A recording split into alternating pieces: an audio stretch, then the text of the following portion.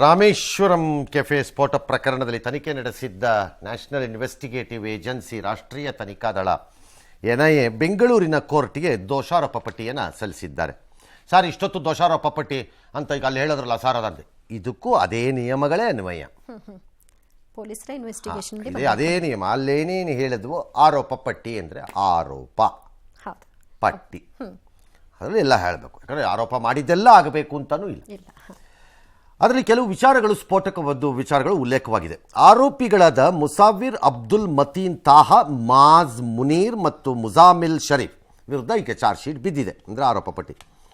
ಇವರ ಮೊದಲ ಟಾರ್ಗೆಟ್ಟು ಬೆಂಗಳೂರಿನಲ್ಲಿ ಬಿಜೆಪಿ ಕಚೇರಿಯನ್ನು ಸ್ಫೋಟಗೊಳಿಸೋದಾಗಿತ್ತು. ರಾಮಮಂದಿರ ಲೋಕಾರ್ಪಣೆ ದಿನ ಅಂದರೆ ಜನವರಿ 22ರಂದು ಬಿಜೆಪಿ ಕಚೇರಿಯಲ್ಲಿ IED, ಇಂಪ್ರೂವೈಡ್ ಎಕ್ಸ್ಪ್ಲೋಸಿವ್ ಡಿವೈಸ್ IED ಬಾಂಬನ್ನು ಸ್ಫೋಟಕ್ಕೆ ಉಗ್ರರು ಸಂಚನ್ನು ರೂಪಿಸಿದ್ರಂತೆ. ಆದರೆ ಆ ಸಂಚು ವಿಫಲವಾಗಿತ್ತು. ಇದಾದ ನಂತರ ಭಯೋತ್ಪಾದಕರು ರಾಮೇಶ್ವರಂ ಕೆಫೆ ಸ್ಫೋಟಕ್ಕೆ ಪ್ಲ್ಯಾನ್ ಮಾಡಿದ್ರು ಮತ್ತು ಅದನ್ನು ಯೋಜಿತ ರೀತಿಯಲ್ಲಿ ಜಾರಿಗೆ ತಂದಿದ್ರು ಅನ್ನೋ ವಿಚಾರ ಈಗ ಆರೋಪ ಪಟ್ಟಿ ಹೇಳ್ತಾ ಇದೆ. ಶಿವಮೊಗ್ಗ ಮೂಲದ ಮುಸಾವಿರ್ ಶಜೀಬ್ ಬಾಂಬ್ ಇಟ್ಟಿದ್ದ. ಅಬ್ದುಲ್ ಮತೀನ್ ಅಹಮದ್ ತಾಹಾ ಸಂಚನ್ನು ರೂಪಿಸಿದ್ದ ಅಂತ NIA ಹೇಳಿದೆ. ಆರೋಪಿಗಳ ವಿರುದ್ಧ ಎಲ್ಲ ಕಾಯ್ದೆಗಳ ಪ್ರಕಾರದಲ್ಲಿ ವಿವಿಧ ಕೇಸುಗಳನ್ನು ಈಗ ದಾಖಲಿಸಿದ್ದಾರೆ. ಬೆಂಗಳೂರಿನ ಬ್ರುಕ್ಫೀಲ್ಡ್ನಲ್ಲಿರುವ ರಾಮೇಶ್ವರಂ ಕೆಫೆ ಮಾರ್ಚ್ 1ನೇ ತಾರೀಕು ಆಗಿತ್ತು, ನಿಮಗೆಲ್ಲ ನೆನಪಿದೆ. IED ಸ್ಫೋಟದಲ್ಲಿ 9 ಜನ ಗಾಯ ಆಗಿದ್ದರು. ಫಾರ್ಚುನೇಟ್ಲಿ ಪುಣ್ಯ ಯಾರಿಗೂ ಏನೂ ಆಗಿರಲಿಲ್ಲ, ಬೇರೆ ರೂಪದಲ್ಲಿ. ಸೆಲೆಕ್ಟಿವ್ ಆಗಿ ಬಿಜೆಪಿ ರಾಮ ಮಂದಿರ ದಿನ ಈ ಥರದನ್ನೇ ಟಾರ್ಗೆಟ್ ಮಾಡ್ಕೊಳ್ತಾರೆ ಅಂತಂದ್ರೆ ಅಲ್ಲ, ಮತ್ತೆ ಇನ್ನೇನು ಟಾರ್ಗೆಟ್ ಮಾಡ್ಕೋಬೇಕು ಅವರು? ಅವ್ರ ನಿಮ್ಮ ಪ್ರಕಾರ ಏನೇನು ಟಾರ್ಗೆಟ್ ಮಾಡಬೇಕು? ಉದ್ದೇಶ ಎರಡು ಉದ್ದೇಶ ಇರಬೇಕು ಅಥವಾ 3 ಇರಬೇಕು. ನನ್ನ ಐಡಿಯಾಲಜಿ, ನಾನು ನಂಬಿರುವುದನ್ನು ಪಸರಿಸುವುದು, ಮುಂದುವರಿಸೋದು, ಹೆದರಿಸೋದು, ಯಾರಿಗೂ ಎಲ್ಲಿ ಬೇಕಾದ್ರೂ ಹೊಡಿತೀನಿ. ಅದು ರಾಮೇಶ್ವರಂ ಕೆಫೆ. ರಾಮೇಶ್ವರಂ ಕೆಫೆಗೂ ಇವ್ರು ಯಾರೋ ಅಬ್ದುಲ್ ಮತೀನ್ ಅಹಮದ್ ತಾಹಾಗೂ ಏನು ಸಂಬಂಧ? Message is to threaten general public. ಸಮಾಜದಲ್ಲಿ ಅಶಾಂತಿಯನ್ನು ಮೂಡಿಸುವುದು ಅಥವಾ ಭಯವನ್ನು ಹುಟ್ಟಿಸುವುದು ಅಷ್ಟೇ ಅದು.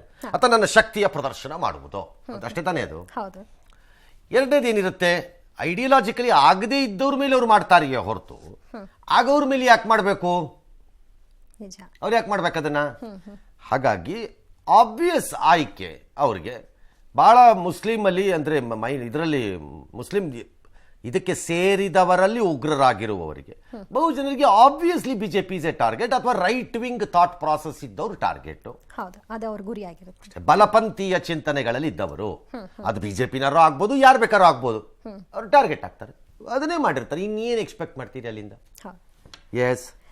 ಇನ್ನು ಮೂಡಾ ಕೇಸ್ನಲ್ಲಿ ಸಿಎಂ ಸಿದ್ದರಾಮಯ್ಯ ಸಲ್ಲಿಸಿದ ಅರ್ಜಿ ವಿಚಾರಣೆ ಸೆಪ್ಟೆಂಬರ್ 12ಕ್ಕೆ ಮುಂದೂಡಿಕೆ ಆಗಿದೆ. ಗುರುವಾರದ ದಿನ ಸಿಎಂ ಪರ ವಕೀಲರು ವಾದವನ್ನು ಪೂರ್ಣಗೊಳಿಸಲಿದ್ದು ಅದೇ ದಿನ ಆದೇಶ ಹೊರಬೀಳಬಹುದು ಅಂತ ಹೇಳಲಾಗ್ತಿದೆ.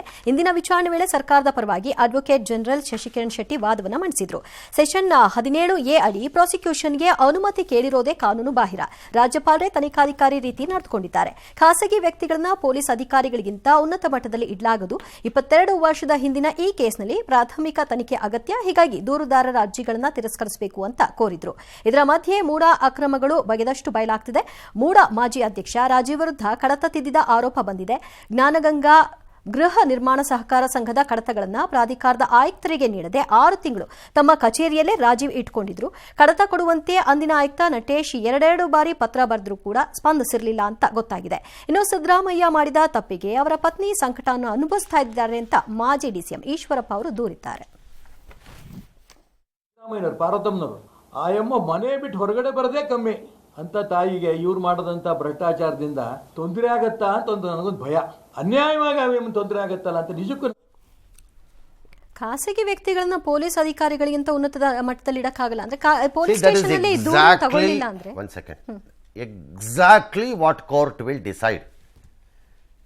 ಯಾವ ಆಧಾರದಲ್ಲಿ ಒಬ್ಬ ರಾಜ್ಯಪಾಲರು ಪ್ರಾಸಿಕ್ಯೂಷನ್ಗೆ ಕೊಡಬಹುದು ಅಥವಾ ಕೊಡಬಾರದು, ಅದಕ್ಕೆ ಹೀಗೆ ಎಂದು ಇರುವ ಪ್ರೊಸೀಜರ್ ಏನು, ಅದರ ಉಲ್ಲಂಘನೆ ಆಗಿದೆಯೋ ಇಲ್ಲವೋ, ಅವರಿಗೆ ಅಧಿಕಾರ ಇದೆಯೋ ಇಲ್ಲವೋ, ದಟ್ ಇಸ್ ಎಕ್ಸಾಕ್ಟ್ಲಿ ಅಲ್ಲಿ ತೀರ್ಮಾನ ಆಗಬೇಕಾಗಿರೋದೀಗ.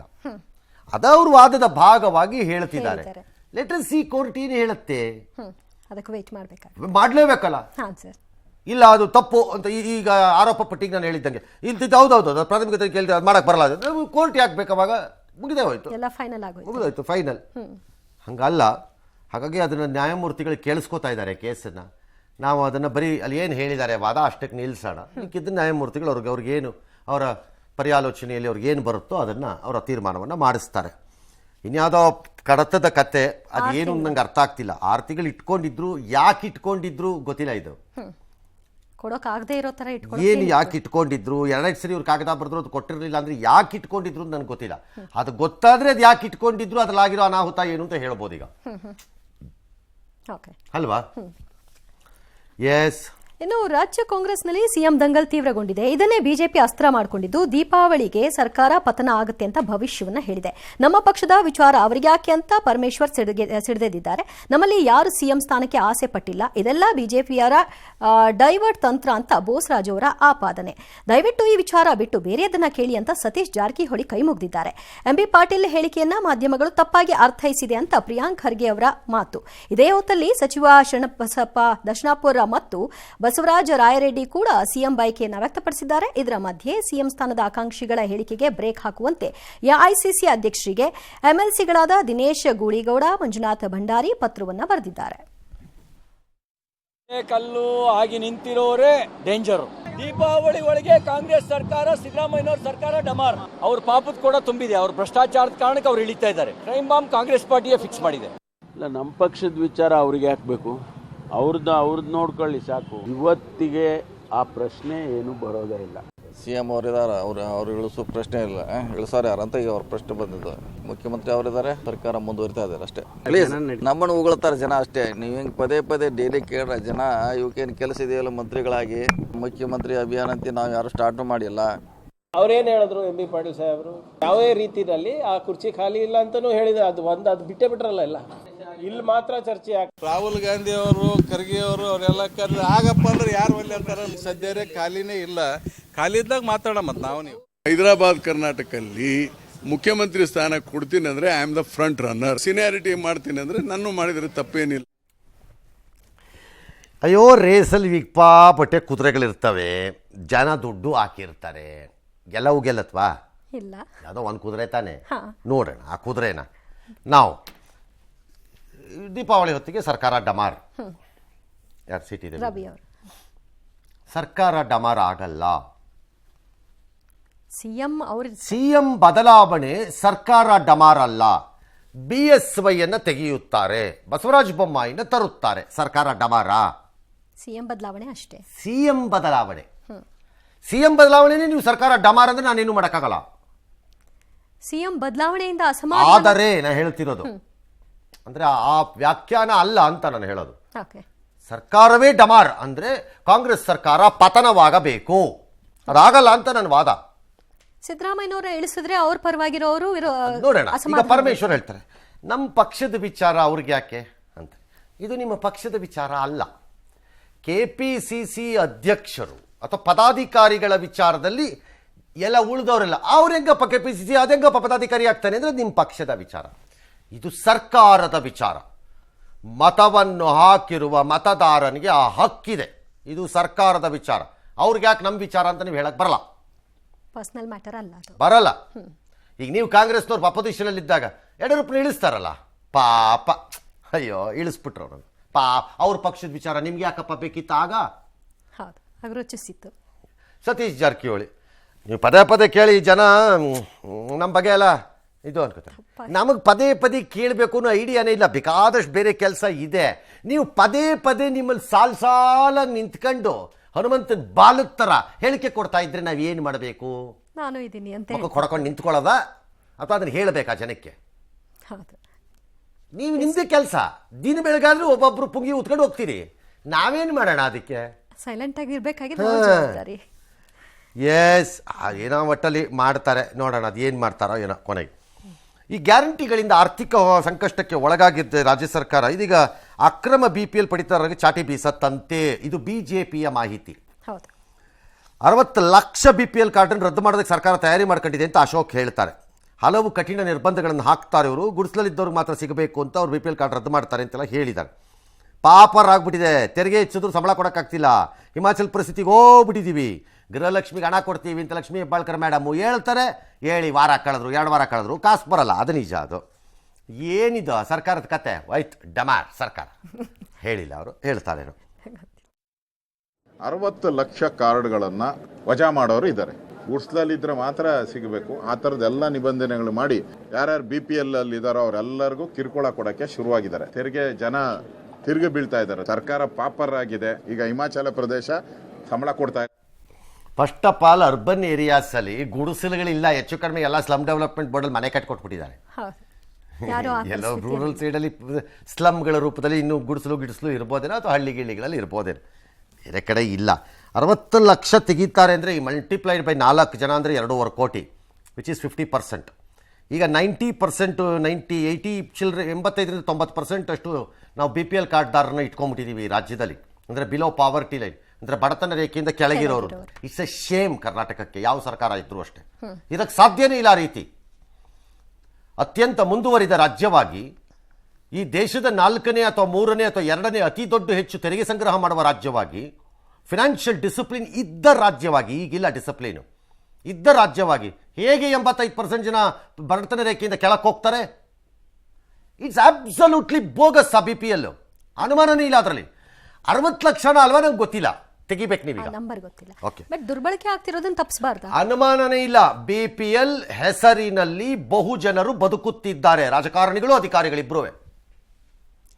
ಭ್ರಷ್ಟ ವ್ಯವಸ್ಥೆಯ ಮಗದೊಂದು ಹೆಸರೇ BPL. ಅನುಮಾನನೇ ಇಲ್ಬೇಡ ಅದರಲ್ಲಿ. ಎಷ್ಟು ಲಕ್ಷ? Find it out.